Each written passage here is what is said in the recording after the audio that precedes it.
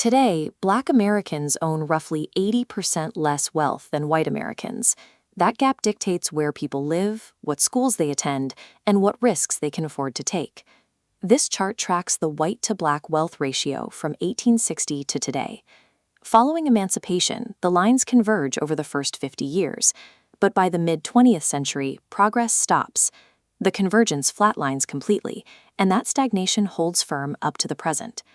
Jim Crow laws restricted geographic mobility, while modern budget cuts stripped federal grants from under-resourced inner-city communities.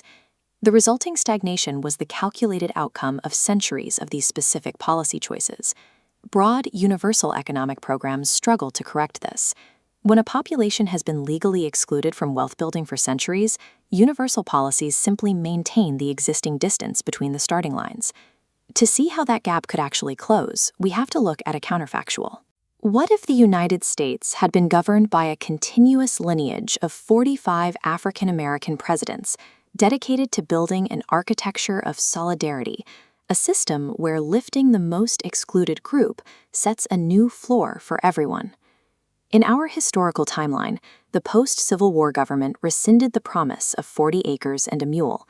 Instead, it relied on the 1862 Homestead Act, which functioned as a massive wealth-building tool that subsidized 20% of the population, almost entirely white, with land expropriated from Native communities. In the alternate timeline, the executive branch universalizes the Homestead Act to provide land to all low-income families. The Freedmen's Bureau bypasses labor contracts for former enslavers entirely, establishing self-sufficient agrarian cooperatives that keep local capital within the community. This government refuses to view the abolition of slavery as economic damage to the South. Instead, it recognizes emancipation as the single largest aggregate economic gain in U.S. history, recouping human welfare costs worth up to 35% of the nation's 1860 gross domestic product.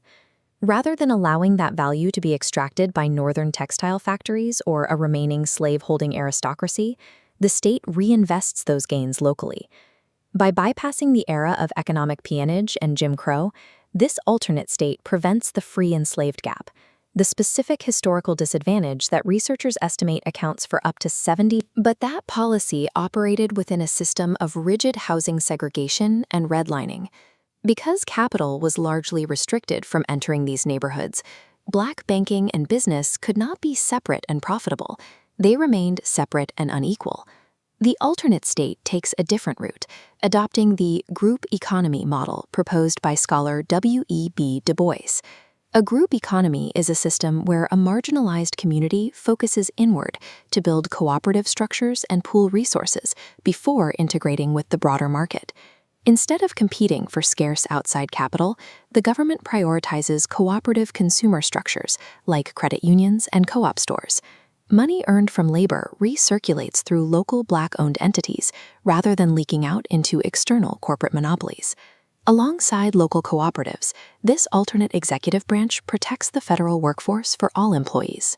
With strong public sector collective bargaining and anti-discrimination policies, stable government employment becomes a protected engine for middle-class growth across the entire nation. Combining cooperative local economics with protected federal jobs turns a forced vulnerability into an asset. Segregation is transformed into a centralized position of collective economic power. Moving into the 21st century, this state relies heavily on targeted universalism.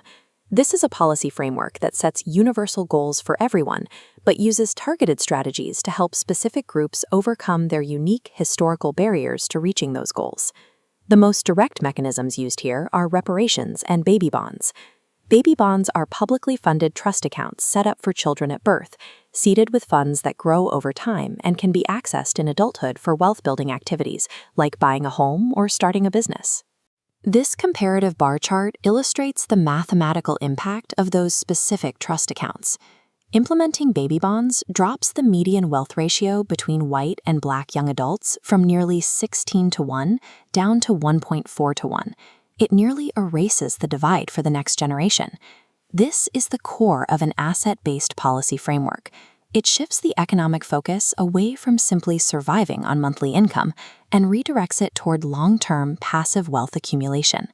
A century of prioritizing these cooperative structures and universal assets ultimately anchors the entire American economy. By ensuring the most marginalized households can build wealth, the government creates a stable, high-participation market that benefits every citizen. This system of solidarity economics replaces racialized extraction with collective well-being and abundant public investment. It creates cooperative development across all demographics, proving that inclusive growth is possible when the floor is raised for everyone. Back in our actual timeline, marginalized groups are still demanding basic economic and racial justice, fighting against federal cuts that threaten public sector jobs and investments. This alternate history demonstrates that economic convergence depends entirely on the political choices made by those in power. Deliberate policy, rather than the passage of time, closes wealth gaps. The racial wealth divide was constructed through centuries of specific, codified laws and budgetary decisions. Because those hidden rules of race were written by policy, they can be dismantled and rewritten by new policies today.